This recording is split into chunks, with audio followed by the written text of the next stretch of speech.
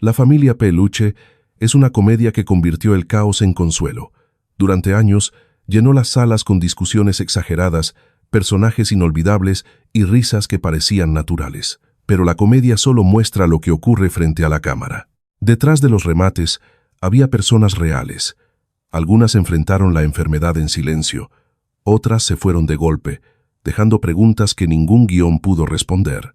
Hoy, nos alejamos de las bromas para recordar lo que no se vio.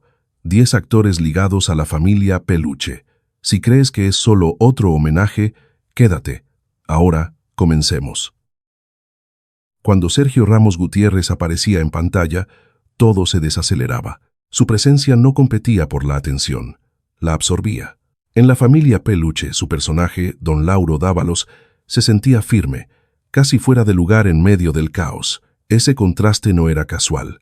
Venía de una vida entera de disciplina, forjada mucho antes de que la comedia se volviera ruidosa. Nacido en 1935, Sergio Ramos Gutiérrez pertenecía a una generación de intérpretes entrenados para resistir. Su carrera creció dentro de la comedia clásica mexicana, donde el ritmo importaba más que el volumen y la contención tenía más peso que la exageración. Cuando llegó a la familia Peluche, no se estaba reinventando, estaba reforzando un legado construido durante décadas. Fuera de cámara, sin embargo, su cuerpo ya comenzaba a fallarle.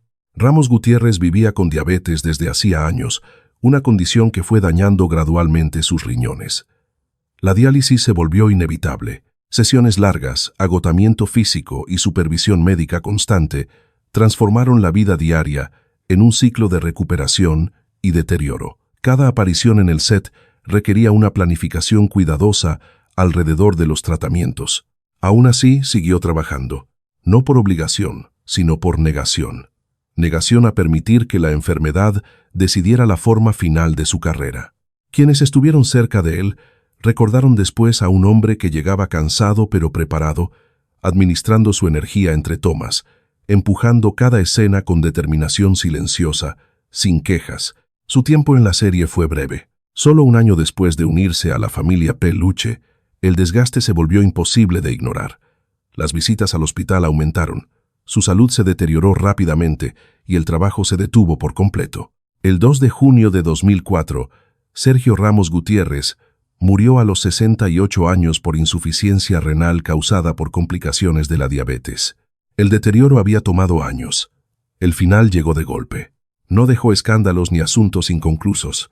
Dejó algo mucho menos visible, pero mucho más duradero. El sentido de orden que mantiene unida una historia cuando todo lo demás se está desmoronando. Y aunque su partida fue silenciosa, la siguiente pérdida destruiría cualquier ilusión de que aún quedaba tiempo de sobra. Su ausencia no llegó de repente.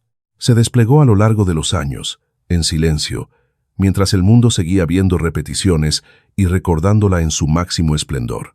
Edith González había pasado décadas dominando la pantalla con intensidad y elegancia, mucho antes de su breve aparición como María Josefina en La familia Peluche. Cuando se unió a la serie, Edith González ya era una leyenda. Su carrera se extendía por casi 4 décadas, construida sobre protagónicos que definieron una era de la televisión mexicana.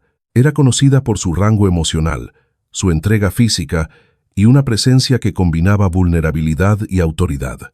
La comedia nunca fue un paso atrás para ella. Era simplemente otra disciplina que dominar. Detrás de cámaras, sin embargo, algo ya iba mal. En 2016, González fue diagnosticada con cáncer de ovario. La enfermedad no terminó su carrera de inmediato. En cambio, la transformó. Comenzaron los tratamientos, siguieron las cirugías. Los horarios de trabajo se ajustaron alrededor de la quimioterapia, la recuperación y un cansancio que nunca desapareció del todo. Lo que el público vio fue resiliencia. Siguió actuando, siguió apareciendo en público. Eligió no dejar que la enfermedad definiera su imagen, evitando explicaciones detalladas y negándose a mostrarse frágil. Para muchos espectadores, seguía viéndose igual, serena, concentrada, inquebrantable.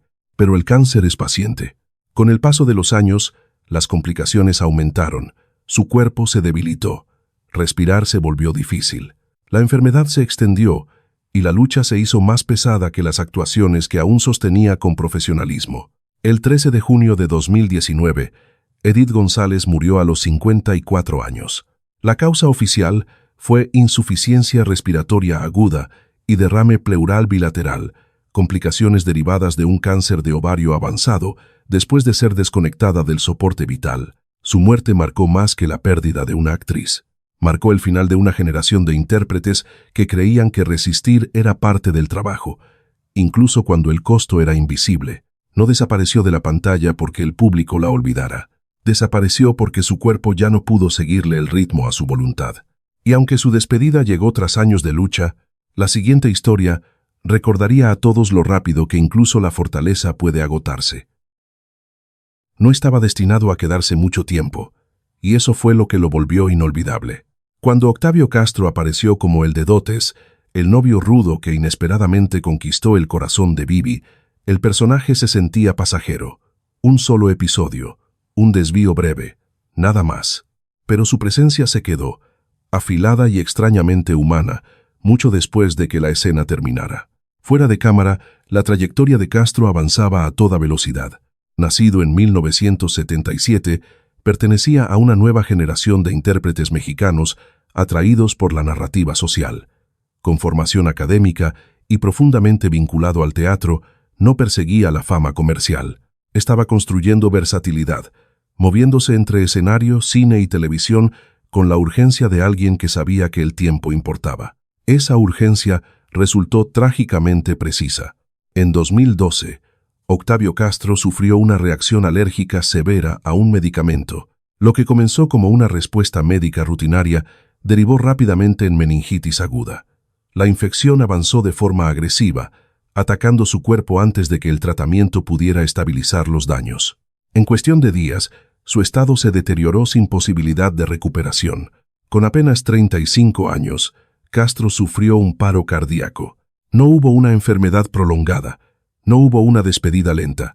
Un momento estaba trabajando, planificando, avanzando. Al siguiente, su vida se había detenido por completo. La conmoción se propagó por la comunidad artística. Castro no era un veterano acercándose al retiro. Era una voz en ascenso, todavía construyendo su identidad como actor. Colegas hablaron después de proyectos inconclusos, conversaciones interrumpidas, papeles que apenas comenzaba a explorar. Una de sus últimas apariciones ocurrió después de su muerte. Durante el musical Si nos dejan, sus compañeros detuvieron la función para rendirle homenaje, transformando una presentación en vivo en una despedida pública. El aplauso sustituyó a las palabras. Luego llegó el silencio. Octavio Castro murió el 2 de septiembre de 2012, a los 35 años, tras sufrir un paro cardíaco provocado por complicaciones de una meningitis aguda desencadenada por una reacción alérgica severa. Su historia no terminó en decadencia, terminó en pleno movimiento, y si su pérdida se sintió abrupta, la siguiente recordaría a todos que ni siquiera los íconos son inmunes al tiempo. Para millones de espectadores, Juan Verduzco representaba autoridad sin fuerza. Como don Camerino Malagón, no recurría a gestos exagerados ni a una voz elevada. Su poder venía de la contención, una pausa, una mirada calculada, una frase pronunciada un segundo más tarde de lo esperado, y la escena se acomodaba a su alrededor. Esa presencia no era casual. Verduzco había pasado décadas perfeccionándola. Mucho antes de La Familia P, Luche construyó una reputación como uno de los actores de carácter más confiables de la televisión mexicana. Se movía con naturalidad entre el drama y la comedia, interpretando figuras de control, hombres que no necesitaban explicarse para ser comprendidos. La fama nunca fue su objetivo. La permanencia, sí, pero fuera de cámara, el tiempo hacía lo que ningún guión podía. En sus últimos años, Verduzco fue diagnosticado con esclerosis múltiple, una enfermedad neurológica degenerativa que fue afectando lentamente su movilidad y fuerza. Al principio, los cambios eran sutiles, menos apariciones públicas, pausas más largas entre proyectos. Luego llegaron las limitaciones físicas que hicieron cada vez más difíciles los rodajes largos. La enfermedad avanzó en silencio. La esclerosis múltiple no llega con un solo momento dramático. Progresa por etapas, despojando gradualmente el control. Para un actor cuya carrera se había definido por la precisión, la pérdida fue profundamente personal. Eligió la privacidad en lugar de la explicación, retirándose del foco público en vez de convertir su condición en un relato mediático. Cuando el público notó su ausencia, ya era definitiva. Verduzco se había alejado por completo, pasando sus últimos años fuera de escena, concentrado en manejar la enfermedad más que en sostener una imagen pública. No hubo giras de despedida, no hubo una última aparición televisiva que marcara el final. El 4 de marzo de 2024, Juan Verduzco murió a los 78 años debido a complicaciones derivadas de la esclerosis múltiple, tras más de un año de lucha contra la enfermedad. Su muerte cerró una carrera de más de medio siglo, construida sobre disciplina, constancia y autoridad silenciosa. El hombre que alguna vez controló cada espacio en pantalla pasó su capítulo final aprendiendo a vivir sin ese control. Y cuando la risa se apagó, lo que quedó no fue un remate, sino respeto. Su comedia nunca parecía ensayada. Se sentía accidental, casi frágil, como si pudiera desmoronarse en cualquier momento y aún así volverse más graciosa. Sammy Pérez no dominaba las escenas en La Familia Peluche. Flotaba a través de ellas, dejando silencios incómodos, reacciones inesperadas y un humor que nacía de ser inconfundiblemente él mismo. Esa autenticidad provenía de una vida lejos del reflector. Nacido en 1965, Sammy Pérez pasó años fuera del mundo del espectáculo antes de ser descubierto por Eugenio Derbez mientras vendía chicles en las calles de Coyoacán. La fama no lo transformó. Simplemente colocó un micrófono frente a la persona que ya era. A medida que su carrera crecía, también lo hacía su presencia en la televisión mexicana. De XHDRBZ a Vecinos, Hospital El Paisa y posteriormente el cine, Sammy se convirtió en un rostro familiar, nunca pulido, nunca artificial.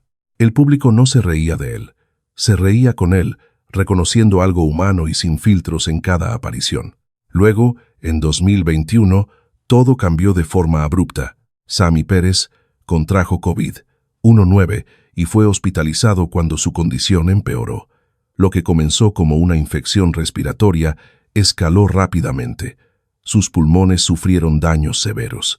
El soporte de oxígeno se volvió necesario. Poco después, fue intubado mientras los médicos intentaban estabilizar su respiración. El deterioro fue rápido y público. Los seguidores siguieron las actualizaciones mientras los días pasaban sin mejoría. A diferencia de enfermedades largas enfrentadas en privado, esta batalla se desarrolló en tiempo real, con la esperanza subiendo y cayendo junto a cada reporte médico. El 30 de julio de 2021, Sammy Pérez murió a los 55 años por un paro cardiorrespiratorio causado por complicaciones relacionadas con el COVID-19. El virus no le dio años para prepararse, le dio semanas. Su muerte golpeó de forma distinta, no porque fuera el más famoso, sino porque se sentía el más cercano. Vino de la calle, se mantuvo auténtico en pantalla y se fue sin aviso. Cuando la risa se detuvo, lo que quedó fue el impacto y la comprensión de que incluso los rostros más familiares pueden desaparecer de la noche a la mañana. No fue presentada al público. Llegó ya conocida. Cuando Carmen Salinas apareció como ella misma en La Familia Peluche, el momento fue más que un cameo. Fue reconocimiento. Generaciones de espectadores habían crecido con su voz, su presencia, su manera inconfundible de ocupar el espacio en pantalla. Carmen Salinas construyó su carrera sobre la resistencia. Desde sus primeros días en el teatro hasta décadas en cine y televisión, se convirtió en una constante, no por perseguir la reinvención, sino por negarse a desaparecer. Se adaptó, envejeció en público y siguió trabajando mucho después de que muchos de sus contemporáneos se habían retirado. Para ella, la visibilidad no era vanidad, era costumbre. Incluso en sus últimos años, se mantuvo activa, grababa escenas, asistía a eventos y sostenía una agenda exigente que sugería que la rutina se había vuelto una segunda naturaleza. Para el público, parecía incansable, familiar, intocable por el tiempo. Entonces, sin previo aviso, esa imagen se quebró. En noviembre de 2021, Carmen Salinas sufrió una hemorragia cerebral causada por hipertensión no controlada. El episodio fue repentino y devastador. Fue trasladada de urgencia al hospital y cayó en coma casi de inmediato, perdiendo la conciencia antes de que el peso de lo ocurrido pudiera asimilarse. Siguieron los comunicados médicos, pero la esperanza se redujo rápidamente. Los doctores confirmaron daño cerebral extenso. El soporte vital mantenía su respiración estable, pero no aparecían signos de recuperación neurológica. Durante casi un mes, su estado permaneció sin cambios. Cada día se estiraba más que el anterior, suspendido entre la expectativa y lo inevitable. Durante ese tiempo, el país esperó. Llegaron mensajes de colegas, políticos, actores y espectadores que nunca la conocieron personalmente, pero sentían que sí. La televisión siguió su curso, pero el silencio alrededor de su habitación hospitalaria se volvió más pesado con cada informe. El 9 de diciembre de 2021, tras semanas en coma, Carmen Salinas murió a los 82 años. Su muerte no siguió años de decadencia en pantalla. Llegó como una interrupción repentina, cortando una vida definida por la presencia constante. No dejó la industria de forma gradual. Seguía siendo parte de ella cuando el tiempo intervino. Su partida se sintió como algo más que la pérdida de una intérprete. Se sintió como el final de una era en la que estar presente importaba más que retirarse. Y cuando su voz finalmente se apagó, la siguiente historia vendría de alguien marcado más por el legado que por la longevidad. Algunos actores son recordados por lo que revelaron, otros por lo que nunca explicaron. Roberto Miranda pertenecía al segundo grupo. En La familia Peluche, apareció brevemente como Policarpio, un oficial de policía atrapado en uno de los momentos más incómodos de la serie, intentando impedir que Ludovico se lanzara de un edificio. No era un papel protagónico. No estaba diseñado para perdurar, pero lo hizo, precisamente por la tensión que cargaba debajo de la comedia. Su actuación se sentía sólida, lo suficientemente seria como para recordar al espectador que el chiste estaba al borde de algo real. Ese equilibrio definió su carrera. Roberto Miranda nunca persiguió el reflector. Construyó su reputación en silencio, moviéndose entre papeles televisivos que exigían confiabilidad más que carisma. Apareció en series populares como Rebelde, Vecinos y Cómplices al Rescate, interpretando con frecuencia a padres, figuras de autoridad o personajes secundarios cuya función era estabilizar la escena, no dominarla. Era conocido como alguien en quien los productores podían confiar. Nada llamativo, nada impredecible, profesional. Ese tipo de actor rara vez se convierte en titular, pero sin ellos las historias se derrumban. Miranda era parte de la estructura que sostenía a la televisión mexicana desde el fondo. Entonces, sin previo aviso, desapareció. El 27 de noviembre de 2020, la Asociación Nacional de Actores anunció que Roberto Miranda había fallecido. No se hizo pública la causa de su muerte. No se compartieron detalles médicos. No se ofreció una línea de tiempo. Para una industria acostumbrada a despedidas públicas y finales dramáticos, el silencio fue impactante. Los colegas expresaron sorpresa, no porque sus problemas de salud fueran conocidos, sino porque no lo eran. No hubo enfermedad pública. No hubo un retiro gradual que anunciara el declive. En un momento, simplemente estaba ahí, formando parte del tejido laboral de la televisión. Al siguiente, su nombre apareció en un comunicado que marcaba el final. La ausencia de detalles creó un peso distinto. Sin una causa que procesar, los seguidores quedaron solo con la especulación y la incómoda comprensión de que algunas vidas terminan sin explicación. No todas las historias tienen cierre. No todas las despedidas traen respuestas. En una industria construida sobre la visibilidad, la salida de Miranda fue casi invisible. No hubo homenajes prolongados, no hubo retrospectivas constantes. Sus papeles siguieron dispersos en las repeticiones, intactos, haciendo silenciosamente el trabajo para el que siempre estuvieron destinados. No desapareció porque fuera olvidado. Desapareció porque nunca exigió ser visto. La muerte de Roberto Miranda marcó la pérdida de un tipo de actor del que la televisión depende, pero rara vez celebra. Los que llegan cumplen y no dejan desorden. Y cuando su historia terminó sin claridad, el capítulo final regresaría a alguien cuyo legado no se construyó en el silencio, sino en toda una vida de voces. Raúl Padilla nunca tuvo que presentarse ante la industria. Nació dentro de ella. Como hijo del legendario comediante Raúl Chato Padilla, su camino quedó marcado mucho antes de que pudiera elegirlo. Sets, guiones y pasillos de estudios eran territorio familiar, no destinos. Y con esa cercanía llegó una expectativa no dicha: pertenecer pero no eclipsar. A diferencia de su padre, Raúl Padilla no construyó su carrera sobre el espectáculo. Se especializó en la confiabilidad. Los directores sabían qué esperar. Los productores confiaban en él. Se movía con comodidad entre la comedia y el drama, interpretando con frecuencia figuras de autoridad, hombres que anclaban escenas caóticas en lugar de dominarlas. En La familia Peluche, su papel como inspector del gobierno seguía ese mismo patrón: contenido, irónico y preciso. Esa disciplina se extendía más allá de la pantalla. Durante años, Padilla vivió con insuficiencia renal crónica, una condición que transformó silenciosamente cada aspecto de su vida. La hemodiálisis se volvió rutina. Las citas médicas dictaban los horarios. Los niveles de energía fluctuaban de forma impredecible. La enfermedad no se anunciaba en público, pero gobernaba todo en privado. A pesar del desgaste físico, siguió trabajando. No de manera imprudente, sino estratégica. Los papeles se elegían con cuidado. Los rodajes largos se volvieron raros. Las jornadas se planificaban alrededor de sesiones de tratamiento que drenaban fuerzas y requerían tiempo de recuperación. Colegas lo describieron después como reservado, pero profesional, administrando su energía entre tomas y concentrado en terminar cada escena sin llamar la atención sobre su condición. Con el avance de la enfermedad, la rutina se estrechó. Las sesiones de diálisis se hicieron más frecuentes. La fatiga se profundizó. El margen entre funcionar y colapsar se redujo. Para alguien criado en una industria que valoraba la resistencia, dar un paso atrás nunca fue sencillo.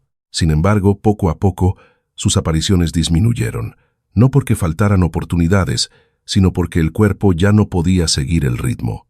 El 24 de mayo de 2013, Raúl Padilla salió de casa para asistir a otra sesión de diálisis.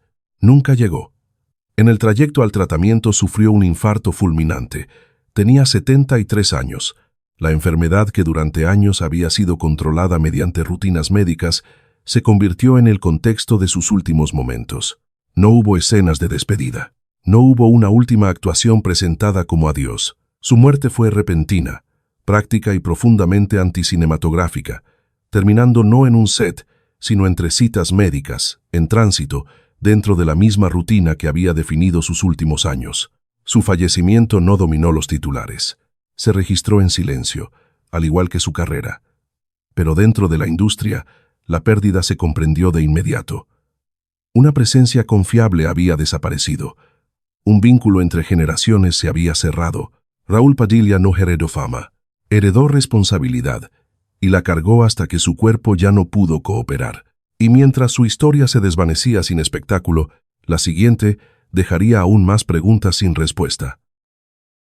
Algunas carreras se miden en éxitos, otras se miden en tiempo. Polo Ortín pertenecía a la segunda categoría, un actor cuya presencia se extendió por generaciones, lo suficiente como para convertirse en parte del ruido de fondo de la vida cotidiana. En La familia Peluche, su aparición como Artemio fue breve, casi circunstancial. Un personaje secundario en un solo episodio, creado para servir a la historia y luego desaparecer. Pero eso no era nada nuevo para Ortín. Había construido toda una carrera dominando el arte de la presencia sin permanencia. Entrar, hacer el trabajo y seguir adelante sin exigir atención. Nacido en 1928, Ortín ingresó a la industria del entretenimiento en una época en la que la longevidad no estaba garantizada. Cine, televisión, teatro y más tarde el doblaje pasaron por sus manos. Se adaptó a medida que cambiaban los formatos, evolucionaban las tecnologías y se transformaban las audiencias. Donde otros se desvanecían con el tiempo, él se ajustaba, de manera silenciosa y constante, sin teatralidades de reinvención. Su voz más que su rostro se convirtió en su sello. Ortín prestó su voz a personajes que sobrevivieron a sus transmisiones originales, incrustándose en la memoria colectiva. Desde la televisión clásica hasta el cine animado, su trabajo siguió circulando mucho después de que las sesiones de grabación terminaran. Los espectadores reconocían el tono incluso cuando no reconocían el nombre.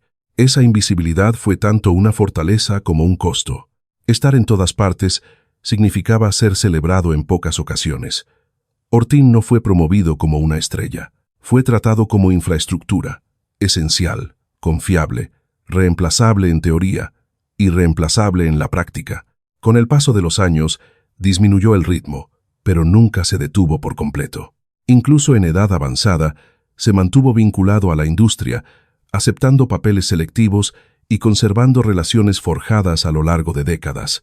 No hubo un anuncio dramático de retiro, solo un estrechamiento gradual de la actividad a medida que el cuerpo imponía límites que la carrera nunca había necesitado. El 16 de agosto de 2016, Polo Ortín murió a los 88 años debido a un infarto de miocardio en su hogar en la Ciudad de México. El final fue silencioso, doméstico y definitivo. De acuerdo con su voluntad, su cuerpo fue cremado y sus cenizas depositadas en el Panteón Jardín junto a familiares, incluido su hijo, quien había fallecido trágicamente décadas antes. Su muerte no interrumpió una carrera en ascenso. Concluyó una ya completada. Ortín no dejó papeles inconclusos ni controversias públicas. Dejó repetición, voces que se vuelven a escuchar, escenas que se repiten, personajes que resurgen mucho después de que el hombre que los creó ya no está. Ese tipo de legado no se anuncia, permanece. Y cuando su voz finalmente se apagó, la historia llegó a su fin, no con sorpresa, sino con el peso de todo lo vivido antes. Algunos nombres definen un género incluso antes de aparecer en una lista de reparto. Héctor Suárez fue uno de ellos. Su vínculo con la familia P. Luche no tuvo que ver con tiempo en pantalla ni con créditos de episodio. Tuvo que ver con linaje, con el ADN cómico que moldeó a toda una generación de intérpretes que vinieron después. Mucho antes de que las sitcoms modernas encontraran su ritmo, Suárez ya había reescrito las reglas de la comedia mexicana. No le interesaban los chistes inofensivos ni la risa fácil. Su trabajo mezclaba humor con crítica social, exponiendo hipocresía, tensión de clases e injusticias cotidianas. El público reía, pero también se reconocía en la incomodidad. La comedia, en sus manos, no era escape, era confrontación. Esa influencia no se desvaneció con el tiempo. A medida que la televisión evolucionó, los comediantes más jóvenes absorbieron su enfoque, muchas veces sin darse cuenta. El equilibrio entre absurdo y verdad, el valor de burlarse del poder, la negativa a suavizar la realidad para agradar. Estos elementos resonaron durante décadas, moldeando el tono de programas que luego se volverían parte del hogar. Cuando la familia Peluche llegó a la pantalla, Héctor Suárez ya era un punto de referencia. No un participante, sino un pilar. Los personajes exagerados y el humor caótico existían dentro de una tradición que él ayudó a legitimar, una en la que la comedia podía ser ruidosa, incómoda y profundamente humana.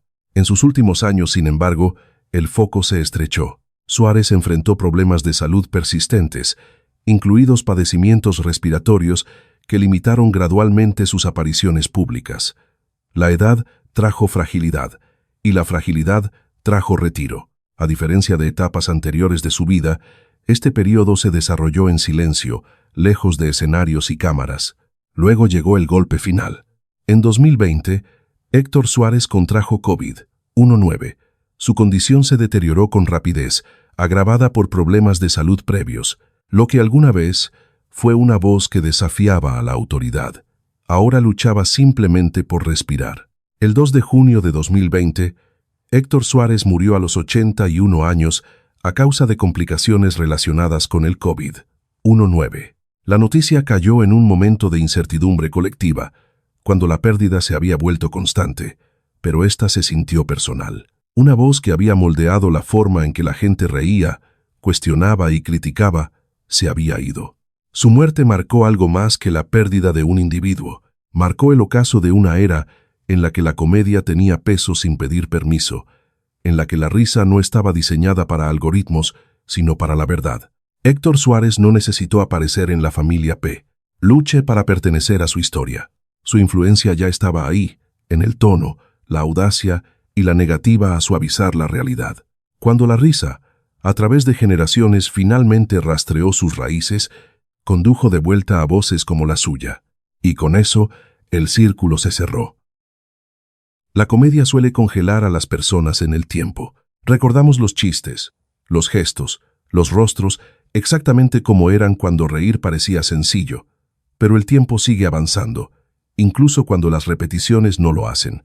Detrás de cada personaje exagerado hubo un cuerpo humano que envejeció, se debilitó y finalmente cedió. Algunos enfrentaron la enfermedad en silencio, otros fueron arrebatados sin aviso, algunos simplemente desaparecieron, dejando silencio donde antes había familiaridad. Lo que queda no es solo nostalgia, es el recordatorio de que el entretenimiento no protege a nadie del tiempo.